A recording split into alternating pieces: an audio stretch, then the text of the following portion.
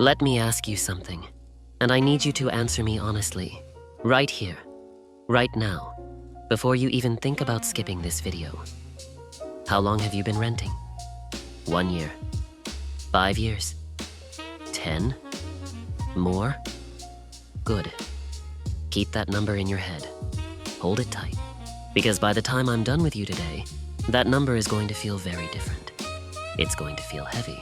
It's going to feel like a weight you didn't even know you were carrying, sitting right on top of your chest, pressing down every single month when that rent notification pops up on your phone and you just pay it. Like it's normal. Like it's fine. Like that's just what life is. Honey, that is not life. That is a trap. And you walked into it with a smile on your face and a lease agreement in your hand. Now, I'm not here to make you feel stupid. Stupid people don't watch videos like this. Stupid people are still scrolling.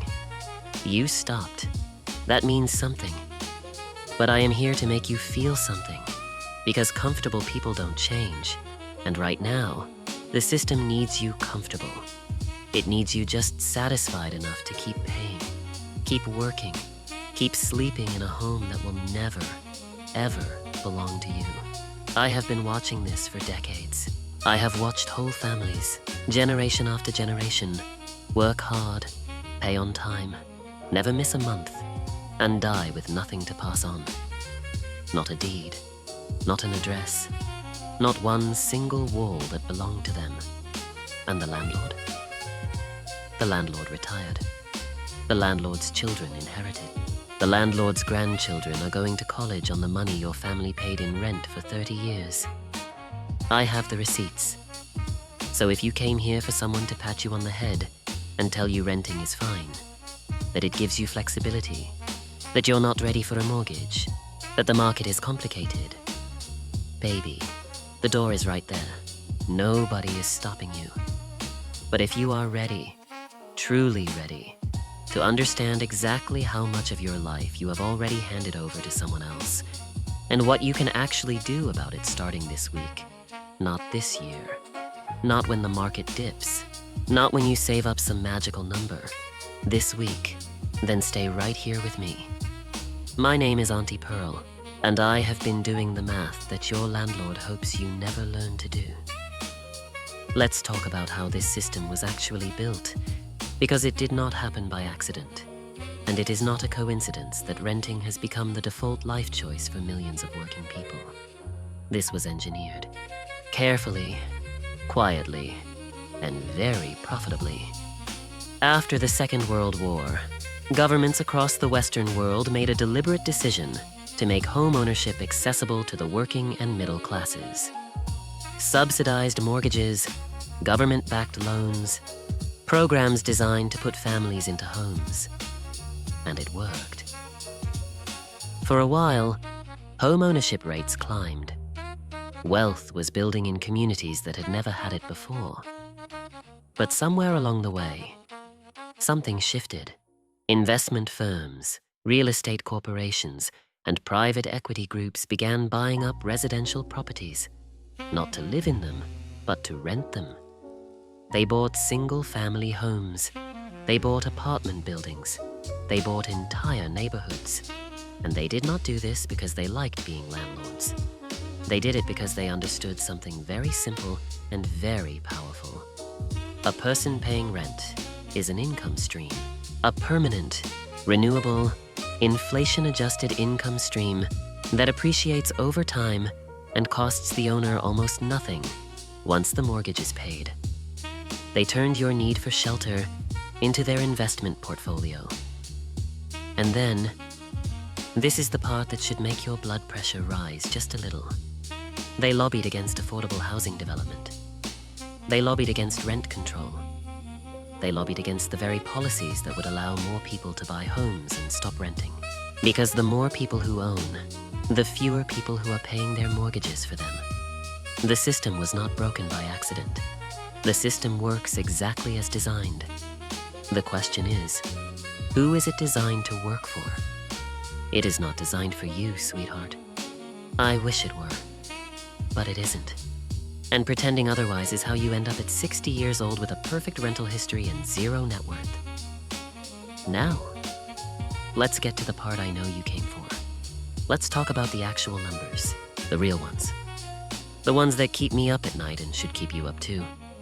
Not from anxiety, but from righteous, productive anger.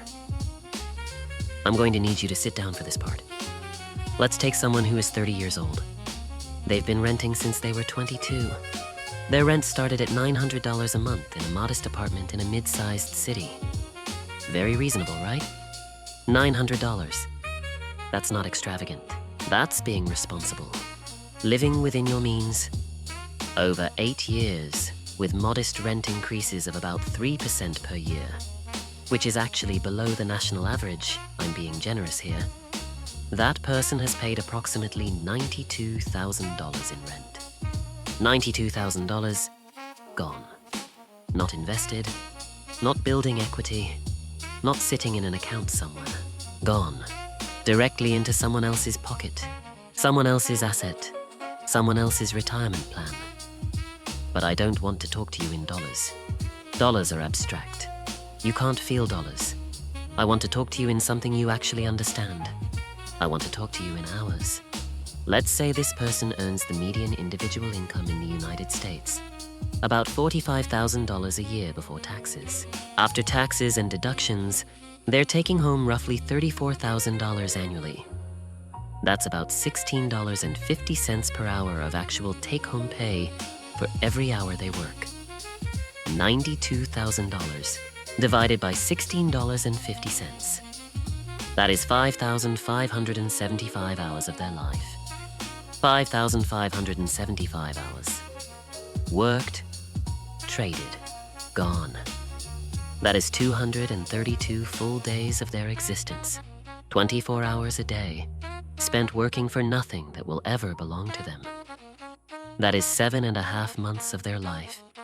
Every hour of every day, handed over to pay for a roof they will never own. And we're only at 30 years old. We're only looking at 8 years of renting. Let's look at the full picture.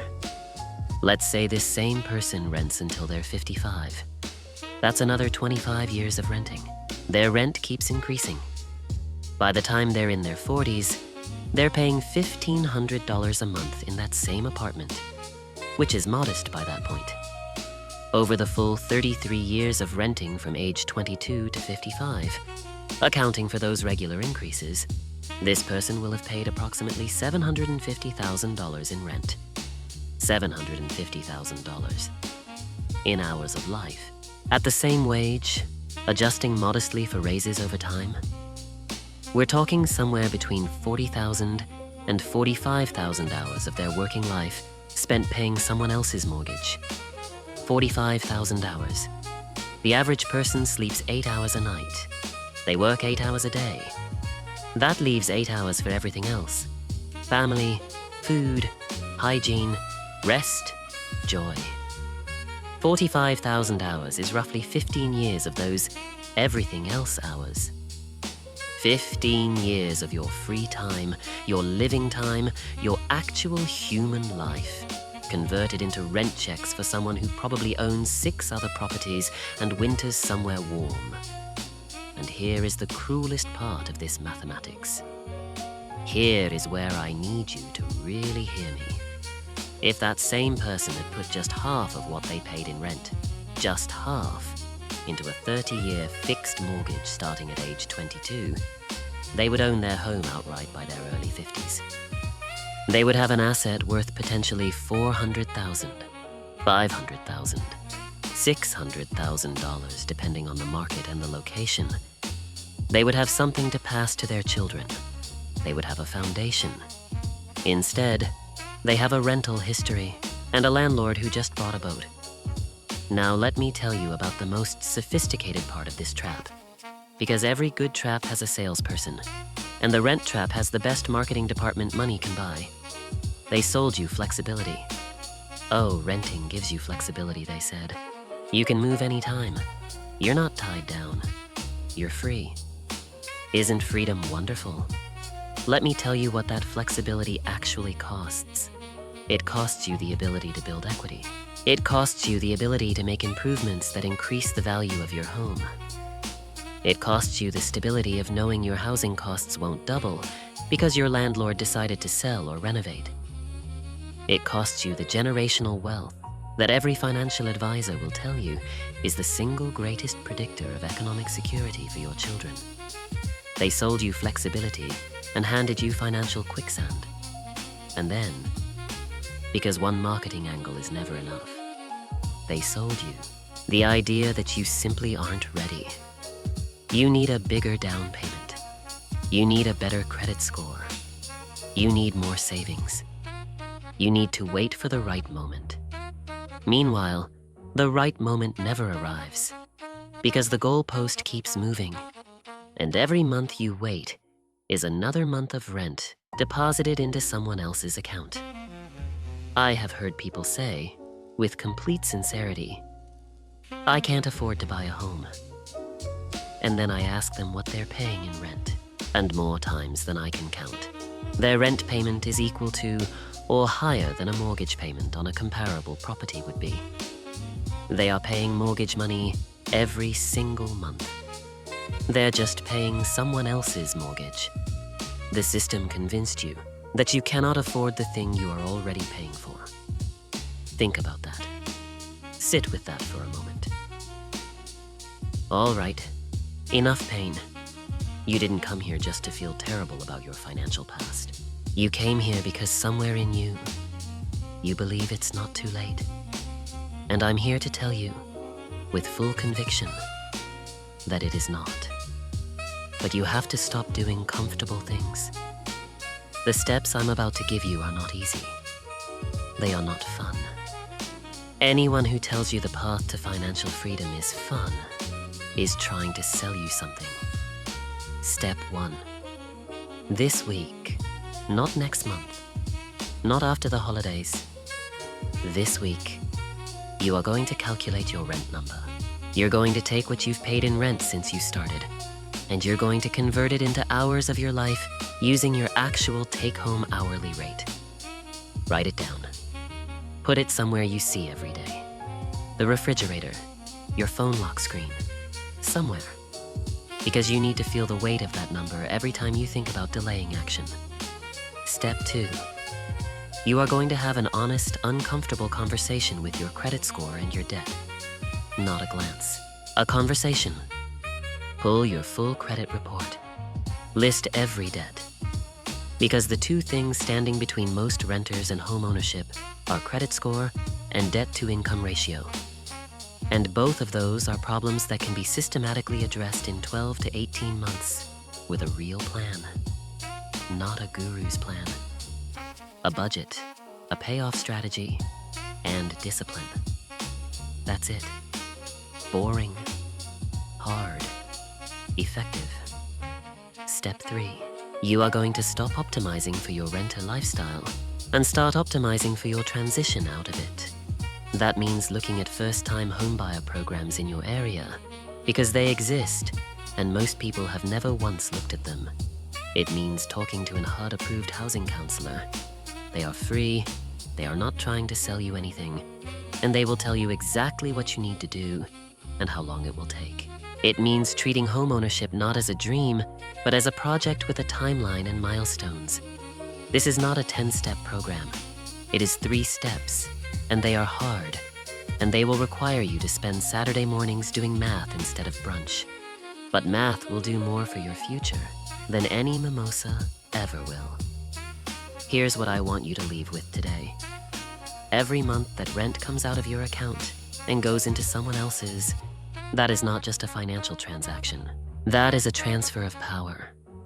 That is someone else accumulating security, stability, and generational wealth using the labor of your hands and the hours of your life.